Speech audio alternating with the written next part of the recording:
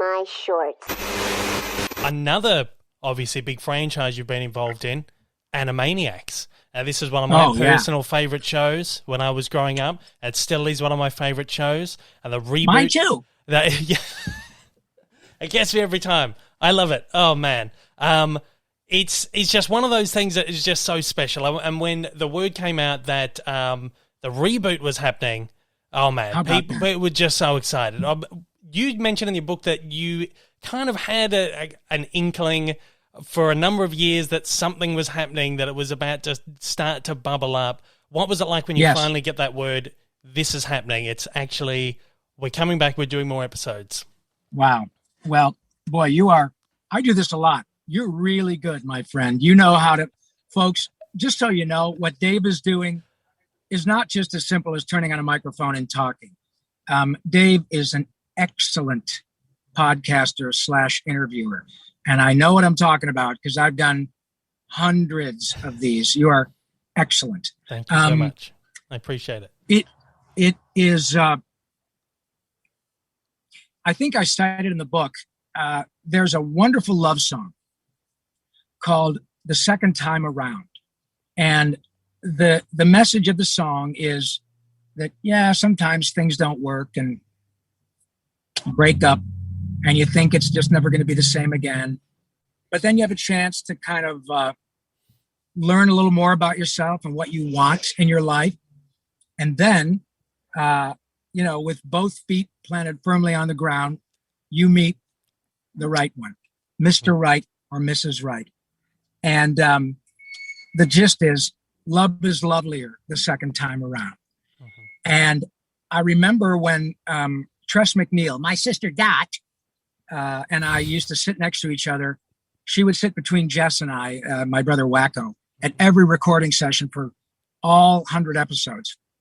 And I remember one particular episode in particular in which we had everybody who was anybody in the Hollywood tune vibe around us. We were playing musical microphones because we had an episode that was a two-parter and had lots of talent, including a lot of celebrities. I think Dick Clark was there, and Ed McMahon, and Carrie Elwes, and but it was all, Billy West, Frank Welker, Jim Cummings, the best of the best. And I remember looking at Tress and saying, "Boy, honey, take a picture of this. Unless you're on The Simpsons, it just don't get no better." Yeah. I mean, Steven Spielberg running the show, our glorious Andre Romano, 9-time Emmy winner, director of Animaniacs, Pinky and the Brain, SpongeBob, the Boondocks, Batman, the animated series. Yeah. I mean, all over and over and over again.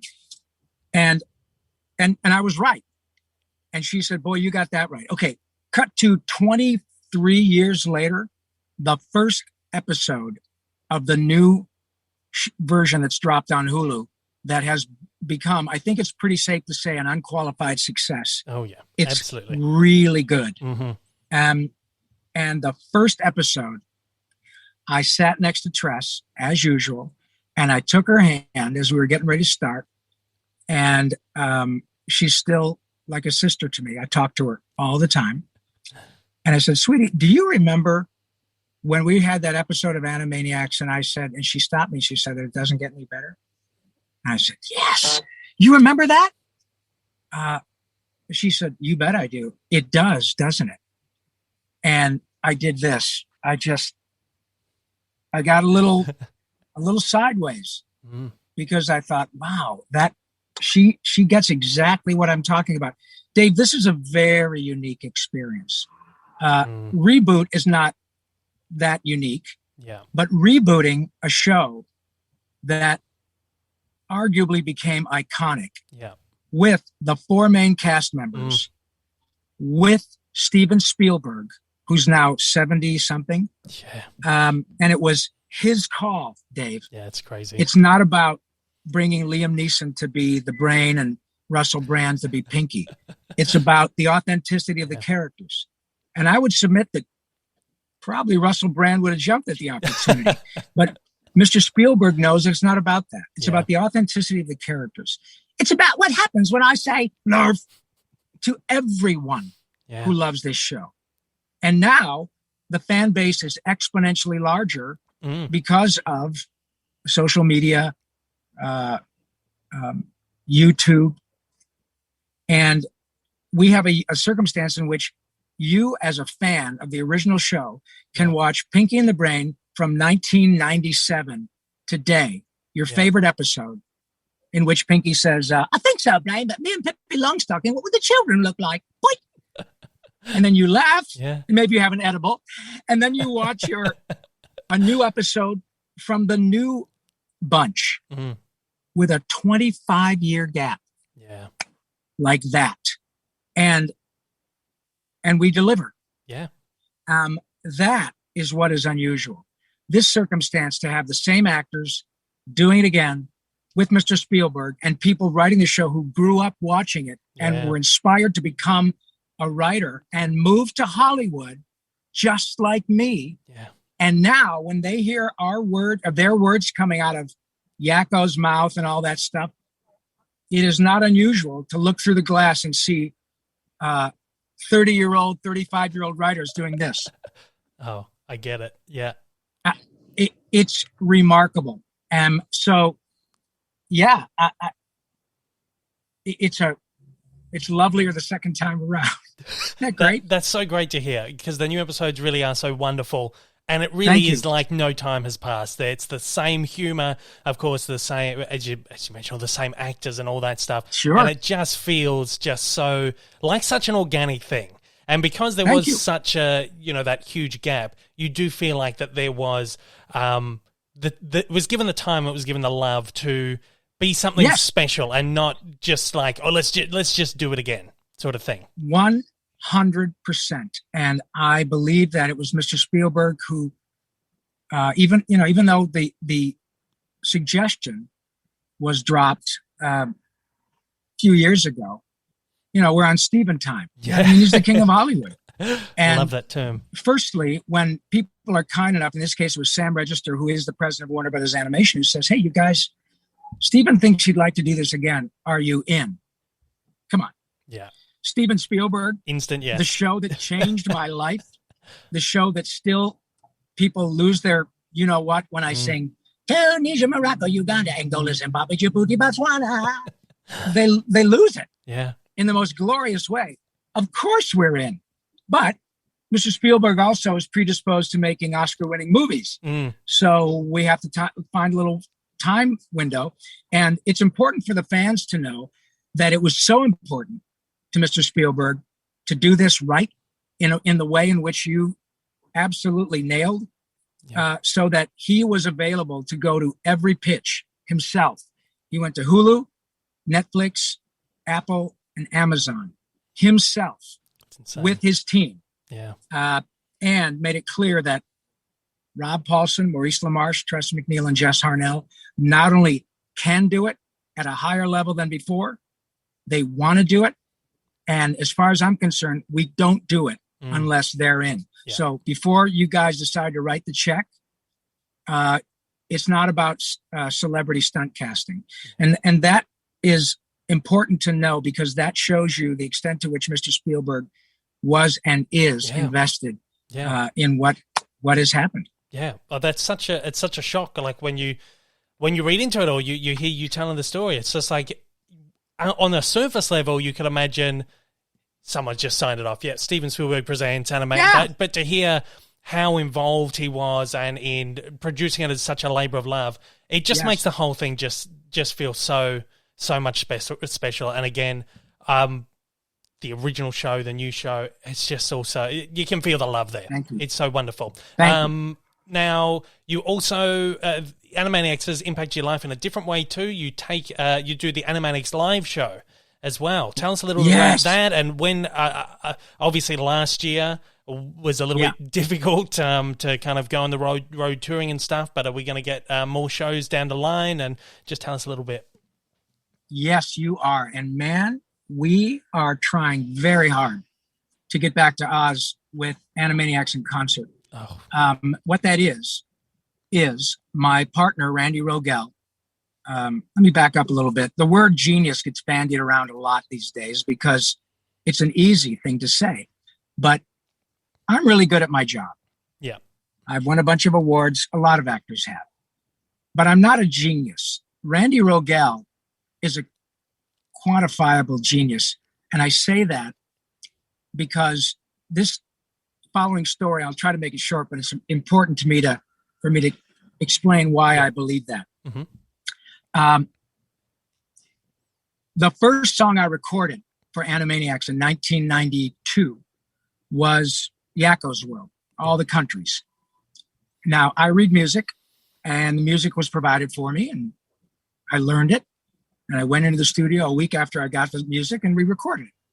What I did not know until a few years ago was that my friend Randy Rogel, who wrote that song, and he wrote, "It's a great big universe, and we're all really puny. We're just tiny little specks about the size of Mickey Rooney." He wrote all that.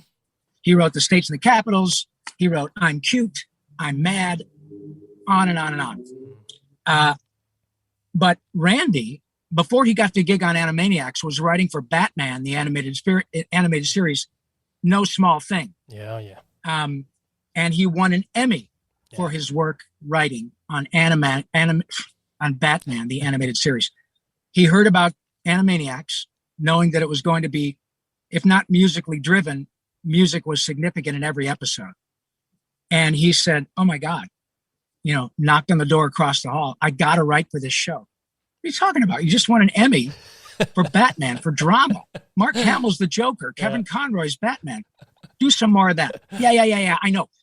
But I do more of that. My background is music and musical comedy. I can write for this show.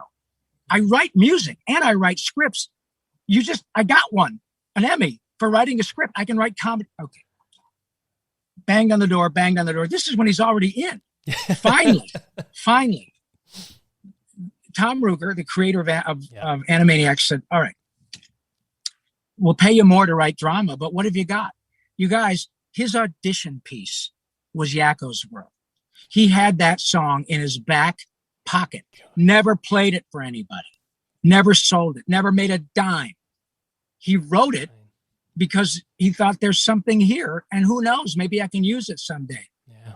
Opportunity meets preparation, and luck happens.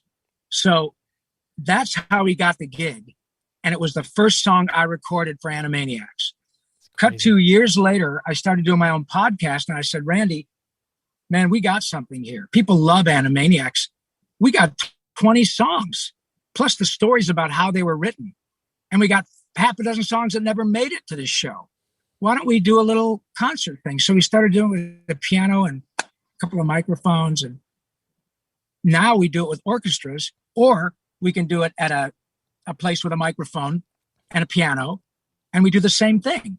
So whether it's a club with a couple of hundred people having a couple of pops and enjoying the music and the stories, or it's 80 pieces and 3,000 or 4,000 people, we do it, and it's really effective and really entertaining and singularly unique because the people doing it, it's not a tribute band. Yeah. We were there. Mm-hmm. We wrote it. We did it. We executed it, and we're doing it now. There are a bunch of episodes that are not going to be available for you guys to watch from the new version for a year and a half, 2 years. So we have a wonderful opportunity. We've done probably 35 of them around the country, and it works really well. So we are booked at the end of this year, COVID issues notwithstanding. Yeah. And we've got, I think, 15 gigs booked next year, starting in January. And man, the dream of both of us is to get with the Sydney Orchestra at the Opera House and to do this with a bunch of crazy screaming fans between 10 and 70 years old, which is who shows up to every one of our Animaniacs and concert gigs. And mark my words, my friend, if it's doable, we'll find a way to do it. That's amazing. I'm in Melbourne myself, but if you can get to the opera, get down there then. If you get to the Opera House, I'll fly up to Sydney and see in the Opera Great. House. Well, that'd be incredible. Why not, set up a tour of the Australian coast? We'll absolutely. Do Melbourne, we'll do Sydney, we'll do Perth. I don't care. We'll have a blast. It will be hugely successful. I can guarantee it. Thank you. Hey everyone, if you haven't yet, smash that big old subscribe button up on your screen to keep up to date with all my content, and hit that like button down below. Also, don't forget to check me out on social media, and please consider supporting me over on Patreon for as little as $1 a month for exclusive videos, early access content, and to get your name up on the screen. Thanks again for watching.